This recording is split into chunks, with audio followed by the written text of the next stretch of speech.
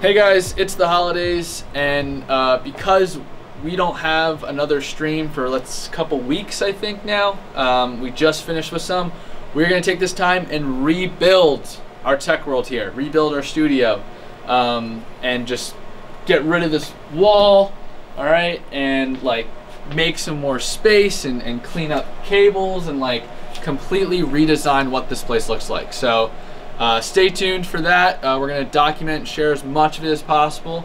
And so we're going to start by completely ripping every single cable, computer, monitor, and device out of here and just relay it out, start from scratch. Hope you enjoy.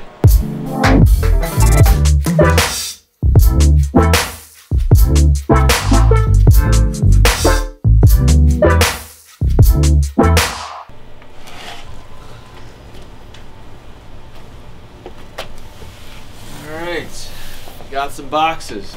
4K, Ultra Studio Mini 4K. So we got a third one of these now. 90 watt Sateki, I don't know how to say it, charger. This is really just for our 15-inch MacBook Pros. Okay, these are the Anker USB Hubs. I think there's only 6 ports on these guys. This guy will power all of the red decimator minis that we have. HDMI cables. C-Force, not C-Charge, C-Force. These are very thin and light and portable 15-inch monitors with a full-size HDMI. I think they're like the $170 range. They're expensive for kind of what they are. These are the same that are in the portable rack. Yes, these are the exact same monitors that are in the portable rack, but this is different. I bought the same one that I had always bought, but this has like a nice cover to it. Yep, it's just kind of glued on the back there. I don't need these covers. Old one, new one. HDMI for signal, as well as USB-C for power and signal. But that's nice, kind of like that. Still have a headphone jack, probably a menu button. So this stuff here is awesome, and it sticks really well to wood, plastic, things like that. It's very strong. It like clicks into position, not like Velcro where it just sticks. It clicks, and then it holds a lot of weight. It says it holds 10 pounds. I just put a slab on the back because they're super, super light, like 0.25 pounds maybe. This guy here, and I kind of line them up and then kind of click it in, and that's it. All of this is actually just going to go behind. So that's the really cool thing about this table we did here is there's just this gap and there's kind of a false wall so that we can kind of have a rat's nest and a bunch of cables and dongles and decimators all back here, and you're not going to see it from the front. So I've wired about half of our Zoom drones here, and I'm just going to explain exactly what it is that I'm doing and how I'm routing all this signal. So first thing I do is I take an SDI cable. This one's 6 feet, and I need to run it from a decimator that will be for this laptop. I'm going to route it into the switcher, and I already have them all mapped out exactly where I want them to go. So this one I'm going to map to input 11 on the switcher. I use my SDI screwdriver, which is super helpful. If you don't have one of these, you definitely need one. SDI screwdriver, you can get them on Amazon. Okay, and I'm going to slot this into number 11. So now that that's in there, I can now plug this SDI cable into the output of my red decimator. All right, so now that's outputting. So now I need to route a signal into the decimator, and then I need to loop that signal out the HDMI and plug it into the monitor. So this is going to represent SDI HDMI input. Okay, so this will get plugged into my dongle here. This is my dongle. This will be the computer. This is what sends signal. And then I'm going to route the signal or loop the signal through the decimator and up into this monitor. All right. Once I have all this plugged in, I don't need it anymore. I don't care about it. I can kind of put it down here in the rat's nest and then plug this guy in up here. One more thing I want to do is route Ethernet to it, to the internet. So I have two sets of network switches. I have a whole array of network switches that is plugged into the ATEM. That's my local network. And then I have a network switch that's plugged into the router at our office, and that's the internet. And the only thing really plugged into the internet is all these Zoom drones. Everything else is just on Wi-Fi. I'm not streaming using it. And I should say that obviously my streaming computers and my encoders are plugged in to the internet.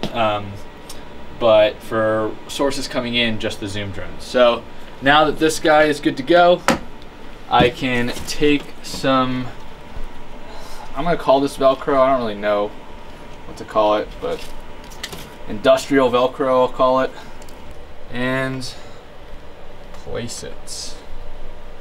So that'll reach there, that'll reach there. You can go ahead and test this guy. Make sure that he does work. Okay, plugged in there. Let's see, it's loading. Recognizes that the monitor's plugged in, which is good. And I have signal going up there. And if I look over here on my multi-view, I have signal in Zoom 5 as well. So this is Zoom 5, you can see it, it's this one here. All right, so people see, you know, all of this cable down here and this, or okay, what cable do you use? What is it? Is there a meaning to the color? It's SDI. This, you can use 3G, 6G. Again, if we're pulling from these, we're probably not pulling more than 1080, so 3G is okay if you want to go that way. We like 6G, that's us. That just means we can do like 4K and things like that. If you want to do 8K, the way that works is you actually need 4 of these cables, all working in unison, and then that gets sent into the switcher, all 4 cables, and then it combines them. So, but if you're just trying to do 4K, then you can use a 6G cable and that'll be fine. 3G is cheaper.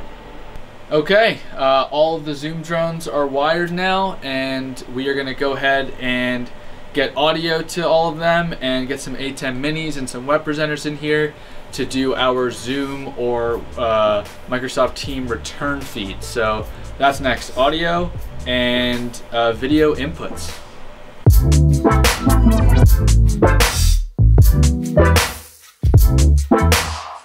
And we're done.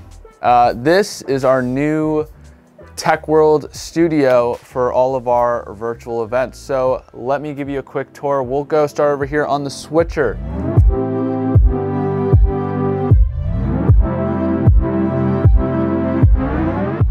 We did change it up a bit. All right, we now have 6 Stream Deck XLs.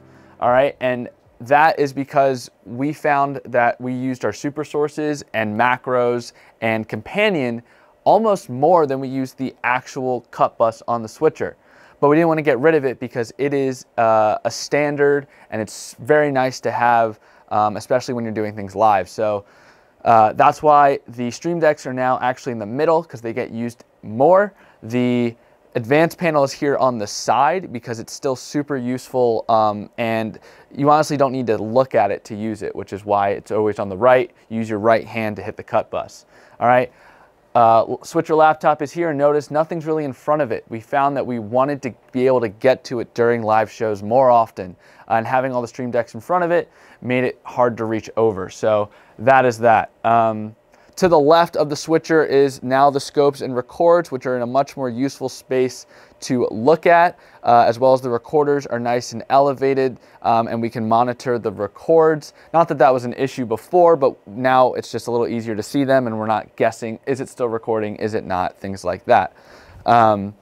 So the switchers here, I'm not going to go through how it works. I will touch on the multi-view though, which is We relaid it out a little bit, bigger boxes on the bottom for things that we want to be able to see. The super sources we use a lot, so they're nice and big. The video wall ME, which is ME number 3 for us, we put down here. We don't always use it for our live streams, but we can put whatever we want into these preview and program sources very easily. So these become like very fast reprogrammable boxes for our multi-view. And then we have some of our outputs and keys over here. Up top is really where all of our sources come in, and that's a big change. So now we have Zoom, because Zoom is on this side, so we have Zoom on the right. We have all of our cameras, and basically this side is like all people, right? So cameras, Zoom drones, virtual people, things like that, as well as graphics happens to be here as well. Over here we have playback and kind of our media players and extra little things like that. So the biggest thing over here is our playback timers. This is so key, all right? So a lot of times in a show we're saying how much time is left, how much time is left, or like we're getting close to the wire or something like that, and people are getting hesitant, they're just waiting around. Having the times up here for everyone to see is super helpful so that everyone knows, okay, I have 2 minutes, I can do this thing, I can take a look at this, I can go look at the run of show. And it just means there's less talking about how much time is left and more just doing. So that is why the times are there. And then we have our playbacks directly next to it. And then we have just some extra things here: confidence monitor, outputs, director laptop and the DJ's laptop, and then a clock. That's another big thing. We wanted a clock just kind of everywhere, which we didn't have at the last space. So this is really just a laptop outputting a clock, and it has some cool software on it that lets it be a clock or a timer. Okay, so that's the multi-view there. Now we get into Zoom World. Okay, so over here we have all of our Zoom drones. So down here is audio, and the audio guy usually is the one managing all of our Zoom drones. That's a change from how we used to have it. The audio was very separate from all of the Zoom drones, and it made it difficult. The switcher guy had to go and manage Zoom people a lot versus the audio guy, and the audio guy was just kind of there with his hand on the fader, kind of just waiting for cues. So this makes a lot more sense laid out this way. And the coolest thing is that all of these are networked together. So I should even have the ATEM software down here, see if it connects, and it does. So the audio guy can actually help with the switcher as well, whether that's building a look, fixing a graphic, prepping a source, anything like that, the audio guy can do. Plus, he can actually just go into the audio controls of the switcher and monitor any ins and outs that are needed there. So that is super cool. Zoom drones, we don't really need to get into it, but instead of doing 2 displays off of every laptop, we're still doing that and have that capability, but we're moving to be able to just do 1 display off of every laptop and have space for all 8. And there are 8 laptops up here. If we want to go back to our other approach where it was 1 laptop had 2 outputs for things like Zoom, which are capable, all we do is we remove the laptops in the middle here and just take the cable and plug it in to the one in front of it. And now we go right back to our older setup, which allows us to then take these laptops on the road, use them for other things and whatnot. Other thing I should mention is the audio guy is in control of the speaker timer for the talent that is here. That is a timer, that is a clock that is in our studio. And then all the way over here, there is another timer. I'll pull it up here. So there's another timer up here, and that is the clock, okay? So that runs the clock that's running into the switcher. It can be switched to a timer, and the audio guy can touch that, or the graphics guy. And that's a great transition into our graphics station. On the left here, we have H2R Graphics. It is a great utility software. We do not use it for everything. We actually don't use it that often, but in a pinch, it is great. So that's why I have it there at the ready. I need to throw up a clock, an overlay, a lower third, a logo, like any of those things. Even it now does scoreboards, in case you didn't know that. So we're excited to use it in those ways and just have it there at the ready when needed. We love having our backups. Then we have our graphics 1 and 2 over here. So we have PowerPoints that usually run on these guys, but they can be used for anything. If I need to pull up a website and show that website in a live stream, I can do that from graphics 1 and 2. Again, 2 of them because we have backups and we can switch between them. And finally over here we have our 2 ProPresenter laptops with our 2 4K Studio Ultra Minis, or Ultra Studio 4K Minis, however you want to say it. 2 ProPresenter laptops, each one has their own their own output, as well as a timer over here. I talked a little bit about the multi-view. The reason we split up graphics and playback on 2 different multi-views is the way Graphics Station is laid out. Okay, so we have the timers and playbacks over here over ProPresenter, and then we have the Graphics 1 and Graphics 2 over here by the graphic computers. That is the sole reason we move them to different multi-views. It's just so when you look over here, it's laid out a little more intuitive. Okay, so this is ProPresenter, and it runs all of our videos, overlays. If we want to do timers or logos, we can do that on it too. It is super, super powerful. Lower thirds are huge on it, meaning we can change them pretty rapidly when needed.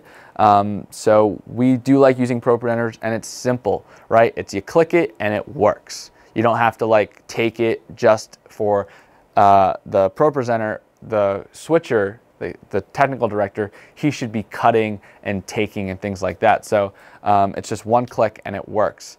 Finally, all the way on the end here, we do have our little live streaming station with a backup program record. So all of our recorders are recording over by our scopes, but this is a backup program record, and this is just a little streaming station. We usually have more than one computer here. You've seen it in the past, but for right now, we're just having one laptop with our output stream, and technically the A10 Mini and the computer are backups for each other. We do use the A10 Mini Pro as an encoder. It does do HD output for streaming, which is great, and of course OBS does as well.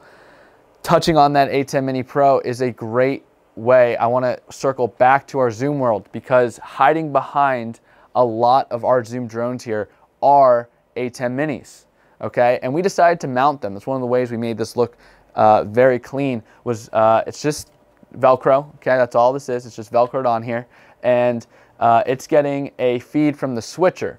Okay, and then we can push that feed into here. So now all of these laptops could be used as streaming computers. Okay, they could be used to send different feeds to the exact same call. So if we want to send in to a Zoom call a program feed, a teleprompter, a preview, and a multi-view.